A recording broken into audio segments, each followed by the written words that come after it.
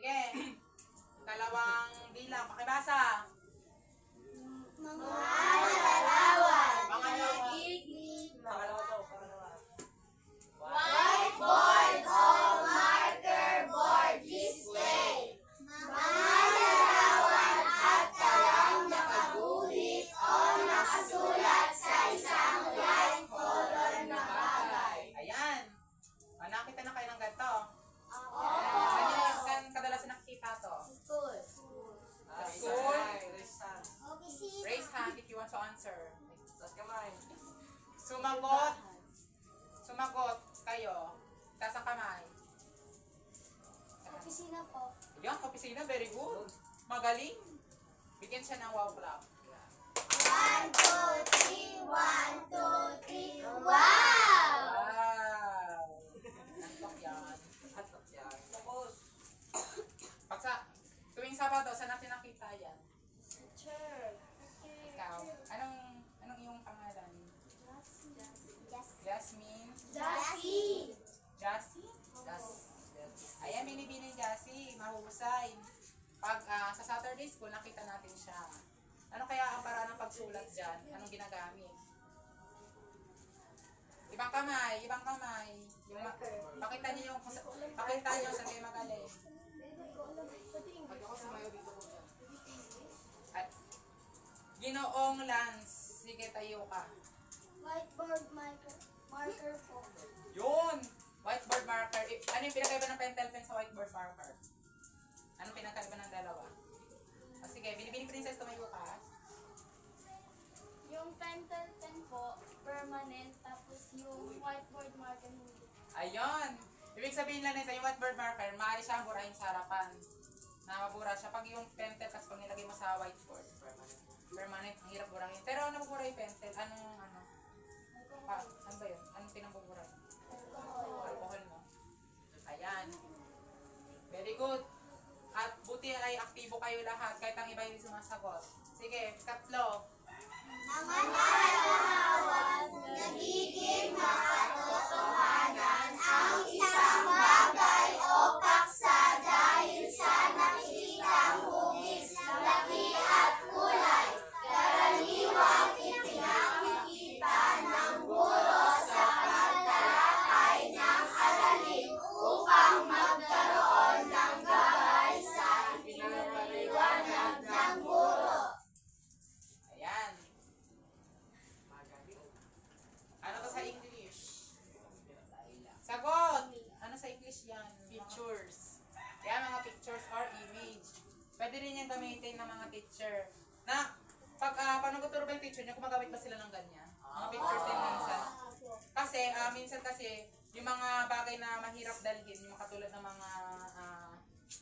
yung mga nasa museum, mga libro nila Rizal, yung nauli ni Tangere, mahirap dalhin yung original na book nun. Kaya, ginagamit nila yung larawan para maipakita sa mga katulad sa inyo mga bilang estudyante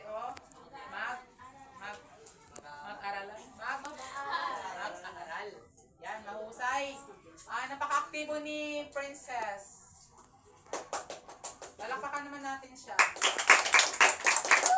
Sa iba, pwede kayong bumawi. Bawi kayo. Madali lang yung paksa natin kung itindihin nyo lang. Next. Ika-4. Pakibasa. Illustration. Tinuguhit ng manual ng kamay ang karanasan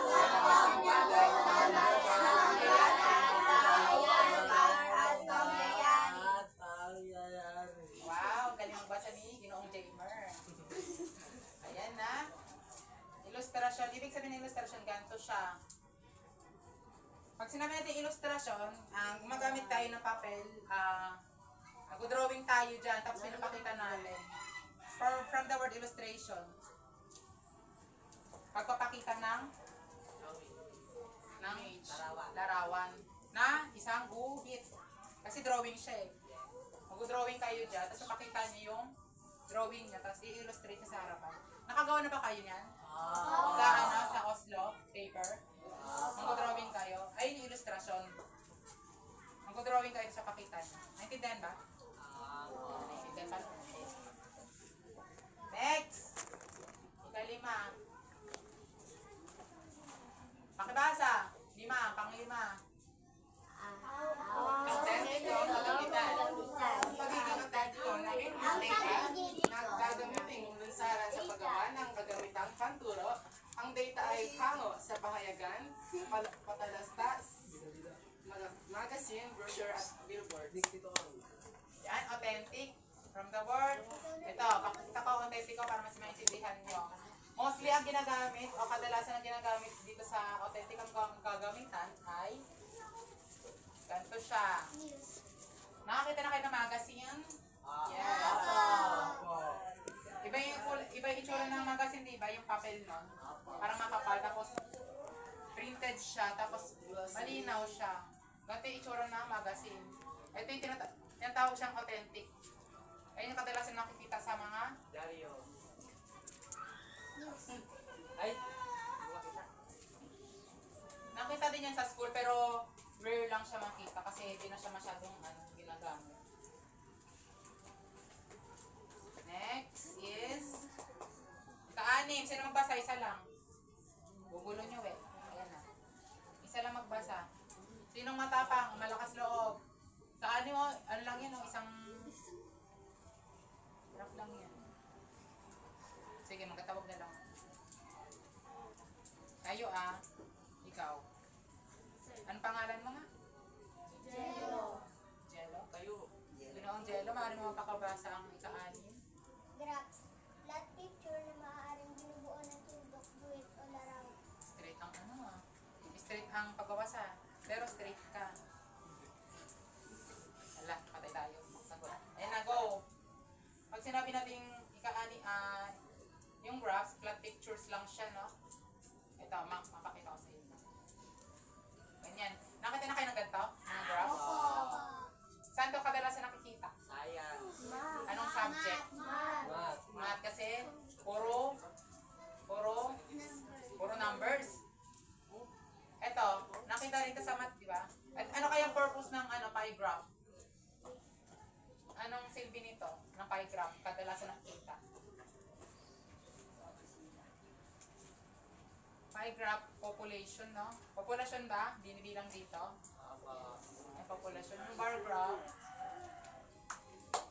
ano to, yung bar graph, halimbawa ko na lang dito yung mga best na sikat na mga cellphone, no? Yung mga mostly user pala nang gumagamit ng mga brand ng cellphone. Magbigay nga kayo ng mga brand ng cellphone na kadalasan na ginagamit. iPhone. Android. Ang daming nun Ang daming under ng Android eh. Ano pa? Anong cellphone mo? Itel. Ikaw? Huawei. Samsung. Ikaw, Miko, may cellphone ka ba? Wala. Tecno. Ano pa? Oppo. Ano pa? Infinix. Vivo. Infinix. Huawei. Tsaka marami pang iba. Diba? Malungkot ba kayo? Malungkot kayo. Sunod. 7. O, lahat magbasa, ayusin ha. 1, 2, 3, go! Maps! Dito maaari makita ang eksaktong lugar, bansa at pati agwat ng oras. Yan. Pag sinabing maps, ito siya.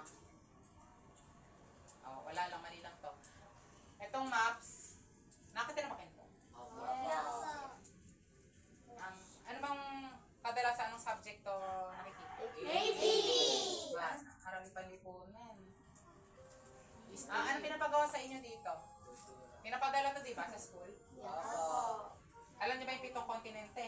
Opo. 7 continents of the world.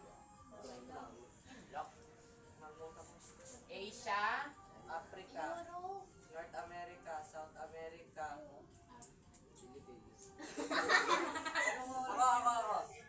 sige nga, alam mo yung 7? Yes. Sige. Antarctica, Africa, Asia, North America, South America, Europe, tas Australia. Yan. Ganun yung 7 continents. Ano kaya yung bansang Pilipinas kaya? Saan kaya, anong kontinente kaya siya kinabibilangan? Sige, Minimin Princess? Sa Asia po. Yan, sa Asia tayo, no? Sa mapa ng Pilipinas, ano ang klima natin? Klima. Climate. Dalawa yon. Tagulan. Tagulan, tag-init. Ang Pilipinas ay tag-ulan at tag-init. Ang bansang Pilipinas ay isang sa islang pantropiko. Ano yung English ng pantropiko? Tropical island. Ano? Tropical island. Tanggal may island. Tropical. Yan. Ang Pilipinas ay, ang lokasyon niya Tropical. ay tropical. Ibig sabihin, dalawa lang yung climate niya. Sa ibang bansa kaya, ilan kaya ang klima nila? 4 ba? 4. Diba? Ano yung 4 na yon? Anong snow? Tag-ulan, tag-araw, O sige, Miko, ikaw tumayo ka dyan. tag-araw, tag-sibol, tag-lamig, tag-ulan. Nagsibol, ano man? Ulan. Tag-tuyot pala. Tag-sibol. Yung sisilong. Alam mo ba, Chow, yung English ng 4? The 4 climates. English major. Summer. Vacation. Summer, winter, autumn, Rain. tapos rainy. Mali. Diba? Fall, Spring. Summer, spring, Spring. autumn, tsaka Winter. autumn talaga pre. autumn yun. Winter. Winter crown. Winter from? Saan yung Winter. First with Ayan. Gets nyo na to yung mga hindi na natin ilalahad yan. Next, number 8, pakibasa lahat sabay-sabay. Posters. Ang graphic sa pamamagitan nito ay madaling makuha ang mensahe mula sa nasasaan na larawan o ilustrasyon. Alam niyo ba, marunong ba, nakarinig niyo na ba yung salitang poster making? Ako. Poster making. Sino kayo magaling dyan? Ako. Ayan, poster making. Ang ganyan, itsura niya. Yung parang mag-drawing tayo. Pero yung drawing natin, parang may kahulugan. Ano yung mga kadalasan na pinapadrawing sa inyo ng ganyan? Tapos paksa? Anong topic? Tungkol sa? Klima, no? Pwede. Tungkol sa, sa mga natural disaster na mga nangyayari ngayon. Katulad ng Indol, pasok. Ano pa? Ano mga natural disaster natin? Ulan. Baha? Natural disaster ba ang baha? Man-made yun, di ba? Gawa ng tao ang baha eh. Kasi, bakit sige. Bakit gawa ng tao yung baha? Kasi May nakasagot? May makasagot? Ano? Tayo ka. Para maganda idea mo eh. Tayo ka. Ginong Jello. Tayo ka. Maganda. Tama yun. Sige, tayo ka. Paglaban mo. Tapon ng tao. Tapon ng tapon kahit saan. Ayun. Di ba? Tayo pa natin siya. Joke lang. Gusto mo? Okay na. Okay na. Okay na lang. Okay na lang. Kalo, pwede pa. Kasi, yung mga basura bumabara sa mga kanal. Ano pa yung pinakadahilan talaga ba't bumabaha? flood control. Piniputol nila yung mga puno. Ayun, pinupukol nila. Napunta. So sad, no? Para maging, para makagawa ng maraming building, maraming nasasayang, no? No, tayo nagkakaroon ng baha. Ano pa, may sinabi si Jamer, the best talaga yun. Flood control. Flood control kasi maraming Sinurako. orat. Tulad Orat. Huwag ka na magsalita. Ayun yan. Talaga. Ayan. Sorry. Pwede na natural disaster. Sa science kaya, ano kayo kadalasan nakita sa poster mate? Kamay. Alaga naman kayo. Ano lang, may matis na lang. Ano sa science? Kadalasan. Ganun pa rin yung topic natin. Natural disaster. O ano yung mga ano? Yung mga, o sige nga, yung mga gawa ng tao. Mga gawa ng tao na nakapekto sa ating mundo. Sige. Cause and effect. Cause and effect.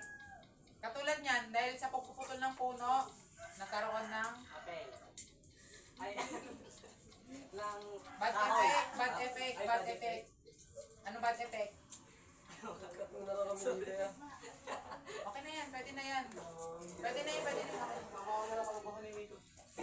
Ano ba bad effect pag pinuputol yung mga puno? Ano masamang epekto? Mga baha. Lapis. Yan po. Anong dahilan ng pagkainit ng mundo o global warming? Dahil sa pagpatay.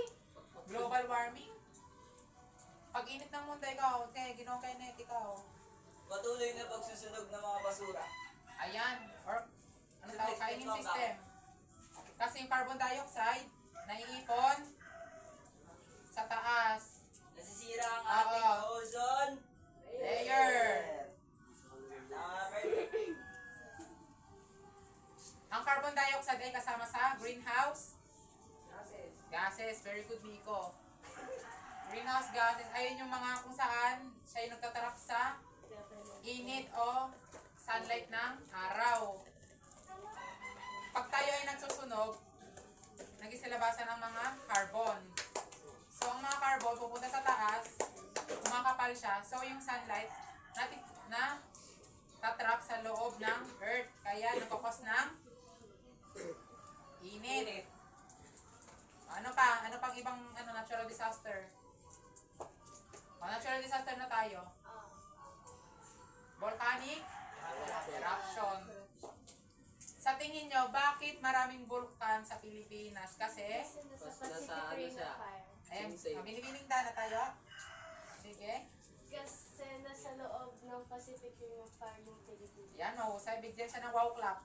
1, 2, 3, 1, 2, 3, wow! Yan, kasi, sa loob tayo ng Pacific Ring of Fire, kung saan, maraming vulkan at aktibo to, di ba? Aktibo. Aktibo ang vulkan sa Pilipinas, tama ba? Anong kadalasan binabalita ng mga vulkan sa Pilipinas ang sumasabog? Taal. Taal. Saan ang lokasyon ng Taal? Quezon. Saan sa Quezon doon? Albay. Taal. Lake. Ay, nako. Nice one, Vic. Alik ka dyan. Daling kita doon sa alik. Saan yung Taal? Saan tayo nakaraan nag-swimming? Isang family day. Batangas. Batangas? Batangas. Nung Quezon ka dyan. Taal, Batangas. O, yung Mayon. Saan yung lokasyon ng Mayon? Nasa Bicol. Bicol. Bicol. Saan kaya kilala ang Mayon volcano? Sa kanyang Perfect shape. yan, perfect shape. Kasi perfect ng cone shape siya, di ba? Yung vulkan, galing ni Miko ah. Saan ka magaling na subject? Pero, ano ba yung mga bulkan-bulkan, mga bulbundukin na yan? Saan yung, ano yan, subjects? AP. Recess. Uy, siya kayo nag-aaral. Science and AP. AP. Pilipino. Science lang yun. Science lang yun. Science? Kasi, ano yun? Wala ba sa grade 4? Lesson sa grade 4, AP, na mga bulbundukin, karagatan? Wala na? Wala na? Yamang dagat, yamang lupa? Pinag-aralan yun. Grade 9. Meron sa mga bundok. Ano kayo? Ano po subject yun dati? Alam ko AP. O, sunod. Ay, grade 2. Number 9, exhibits. Pakibasa. 1, 2, 3, go! May iba't ibang kagamitan na may kaugnayan sa isang gawaing bilang kaalamang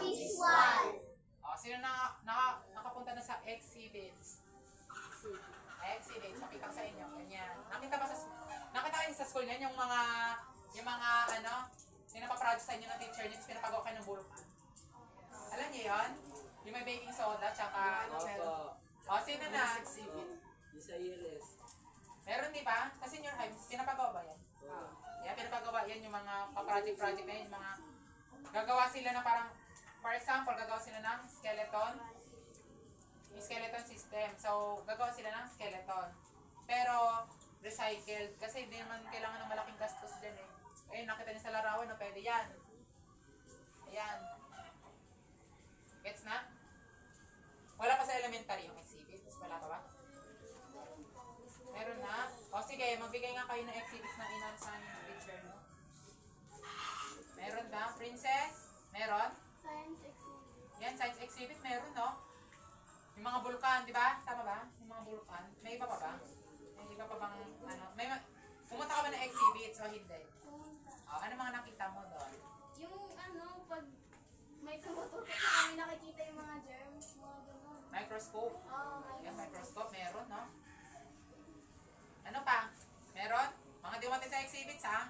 Ano? Ito mo, nag-exhibit. May exhibit? Sino maten? Taas nga kamay. Taas kamay. Sino maten? Exhibits ba? Ikaw, sige. Ano nakita mo? Yan. Yan. Yung? Ay, yung ano, sabi na yung nakawala kasi pinapalagay ko. Ay, yung thermal, ano. Yung isa init ng kamay mo. Tapos may iwan dun yung isang kamay mo kasi dahil sa init. Ah, yun. Thermal. Ano thermal yan? Tawag Basta doon. thermal yun. Basta thermal siya. Terminology. Terminology. Galing mo. Sige, ikaw, exhibit. May nakita ka, diba? Wala ka nakita. May nakita ka ba? Ano nakita mo?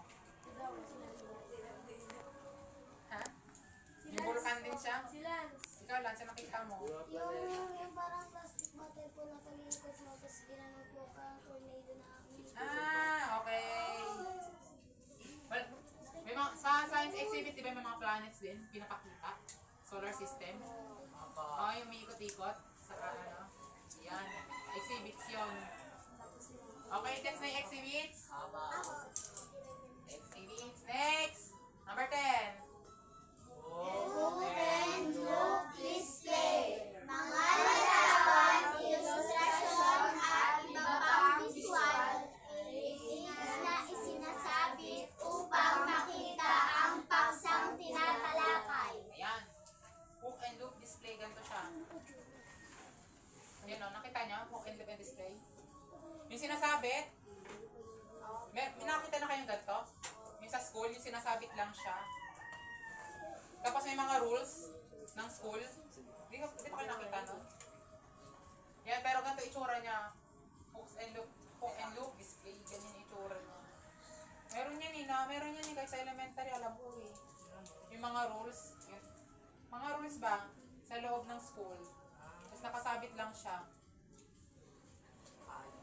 Basta makita niyo sa school Honesty is the best. Hook and loop and Honesty talaga yun. honesty o honesty? Honesty. Honesty o honesty? Honesty. Is the best? Honesty. Quality. May iba kang school, no? Saan yun? Para maiwasan. Ayan, pakibasa number 11.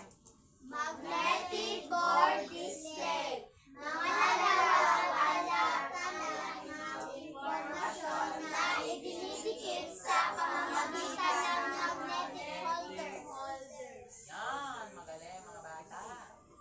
So, ito ang itsura ng magnetic display. Ano pansin niyo sa larawan? Ano pansin niyo? Pagkikit na laraw. Yung nakadikit. Ano nga tawag eh? Ito na nga. Oh, tapos na nga. Magnetic. Yung sa rep. Ayan, magnetic display. Ibig sabihin yan, yung mga Magnet. may magnet siya.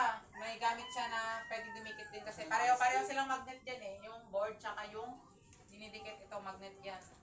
Kaya pag ginano mo yung kamay mo, hindi siya malalaglag. Kahit di mo siya gamitin ng glue. Didikit at didikit pa rin siya. Kasi may magnet. Ayan. Meron pa kayo sa school? Sa school yung meron. Mostly kasi private yung ganyan. Wala. Kadalasan mga private, alam mo. Sa ano? Alin? Meron kayo magnetic board. Sino yon? Sino may magnetic board dyan? Meron. Parang board siya na may dinidikit. Sa ref lang. Sa rep, oh, di ba? Nakita niyo pa sa rep na parang ganun, di ba? Yun lang, sa rep lang. Pero wala tayong magnetic. Yung teacher ko meron. Black pentel pen. Sa white, ano. White blackboard. Magnet yun. Ay, white, ano? Marker, then may dikit sa white. Yung whiteboard. Whiteboard kasi, whiteboard pala. Next White na blackboard. Ah, parang yung whiteboard na Never parang may mind, magnet. never Parang may mind. magnet din yung whiteboard. Okay na kaya rin. Okay na. Next, Okay na, guys, Wait, na black magnetic display. Naunawaan na ba? Hoy, naintindihan na ba, mga bata? Ah! Pakabasa. Number 12. Bulletin board. Display. Ginagamit Ito upang ipakita ang ilang mahalagang impormasyon at natatanging issue. Ayan. Ito yung bulletin board. Wala yun. Hindi, di ganyan yan. Mali yan. Di ba, pero nakita na kayo ng bulletin board. Yes. Opo. Yung sa simbahan, nakita niyo yun? Yung mga pictures. Apa! Yung sa women, sa men, mga picture nila. Ano yung mga- student po tumiga dito. Ayan, sa mga student. Student pa rin kayo eh. Oh, manahimik ka. Ayan, bulletin board. Nakita yan yung mga picture, yung mga important details, yung mga announcements sa school. Di ba? May mga announcements sa school, pinapakita dyan. Mga important details yung mga naka-highlight lang. Gets? Yes. Makita niyo yan. May, pakisearch niyo yung bulletin board. Papakita ko lang kasi mali yung nasa slides. Sinag-edit yan. Pakita niyo para mag-gets nila. Mga bata pa yan. Kayo, matatanda na kayo. Ito, mga bata pa lang yan. Kenneth! Agay ka talaga. Ayan. Ganyan, no? O, kita niyo na? Ganyan yung bulletin board. May mga announcement dyan, tapos may mga information na mahalaga. Mga events sa school. Ayan, maraming salamat. Maraming salamat, Ginoong Jamer. Class 5. Palakpakan, may ginawa clap. Go! 1, 2, 3, 1, 2, 3, wow! Talaga. Planner Board of Health Board, pakibasa. Planner board and Gagamitan yari sa cardboard o kahoy na binabalutan ng Ayan, panel board. Ganyan, itsura ng panel board. Dinidikatan siya ng, ayan, yung felt na papel. Ano yan, yung parang makapal? Alam niyo yung cardboard? Cardboard? Ayun. Doon dinidikit yun, yung cardboard. Yan, dyan eh. Ito yan. Yan. Ayan, o. Ito yung felt. Ito yung felt. O yung cardboard. Ayun yung cardboard. Manipis lang yan siya. Tapos ito yung flannel. Ito talaga yung flannel board. Ito yung buo. Ito yung felt o cardboard. Gets? Gets? Gets na? Wala kasi yan eh. Kadalasan nakikita lang talaga yan sa mga ano eh. Kahit ano sa mga senior high eh. Or sa college. Pag nag-college na kayo, nalaman nyo lang. Next! Number 14.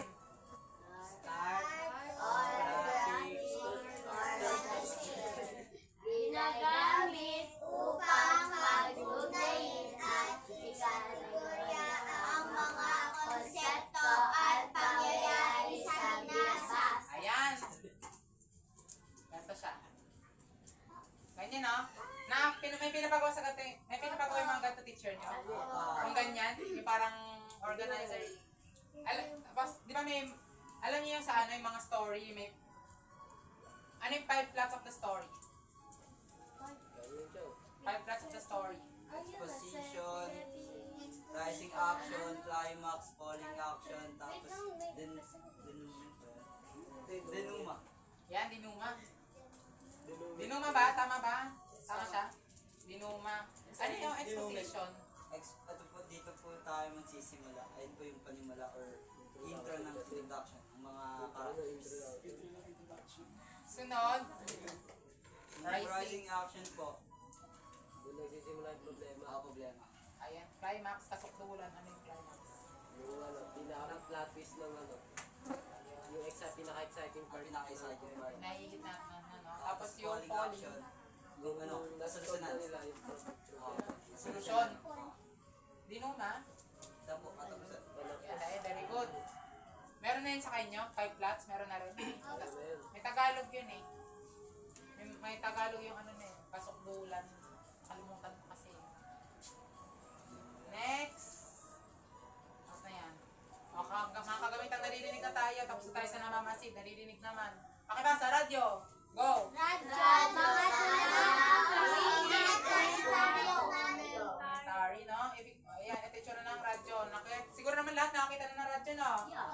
Anong kadalasan naririnig sa radyo? Balita. Balita. Uy, siya. Mga seminar pa. Kwento ni Papa Dudut. Happy Tulpo. Yun, Rapi Tulpo. Ano pa? Ano mga programa ng radyo? Mga kanta. GMA? May radyo ba sa GMA? May radyo? May radyo sa GMA? Wala. Balita. Miss Clark. Balita. Sino? Miss Hart yun. Miss Hart talaga yun. Ano Miss Clarky? Baka bago, ano ba? Miss Miss ko Hart. lang. Ano, miss ko lang. Miss ko lang. Alam niyo DCW? Miss ko lang. Apa. Easy. DZMM. DZMM Teleradio. Galing sa ABS-CBN. Ayun. Ano pa naririnig sa radyo? Puro balita lang ba ang naririnig sa radyo? Kanta. Kanta, mga... Kwento. Chismis. Kadalasan na ano yung mga kanta sa radyo?